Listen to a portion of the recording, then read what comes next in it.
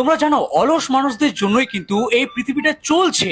এই সব কিছু অলস মানুষেরাই কিন্তু বানিয়েছিল। নিউটন আলসিয়া ছিল, সে সুন্দর একটা গাছের নিচে ঘুমাচ্ছিল, তখন হঠাৎ করে তার মাথায় নাকি একটা আপেল পড়ে, তারপরেই কিন্তু গ্র্যাভিটির সে খোঁজ করতে পারে। এবার ভেবে দেখো, নিউটনের কপালে যদি কাজ থাকতো তাহলে সে কাজ করতো, আর কাজের বোঝায় এমনিতে হাওয়া টাইট হয়ে যায়, কোথায় কোন গ্র্যাভিটি ভাই। তাই জীবনে বড় হতে গেলে অবশ্যই অলস হও। গ্রাহাম বেল, তার আলসি লাগছিল বাইরে মুদিখানার দোকান থেকে খরচাপাতি বাড়িতে নিয়ে আসতে, তাই ডিরেক্ট ফোন বানিয়ে দেয়, কল করে, আর ওই খরচগুলো ডিরেক্ট তার বাড়িতে চলে আসে দরজার সামনে। এই জন্যই বলি, সম্মান দাও ভাই আলসি লোকদের। যারা আজকে পরিশ্রম করছো তারা অলস হয়ে যাও। আমি তো বলবো ভাই, জগিং করতে বাইক নিয়ে যাও। আমার যখন ঘরের লাইট বন্ধ করতে আলসি লাগে, তখন আমি ডিরেক্ট ইলেকট্রিক অফিসে কল করে বলি, তাড়াতাড়ি লাইন কেটে দাও, বাড়ির সামনে জল ছাড়া বৃষ্টি পড়ছে।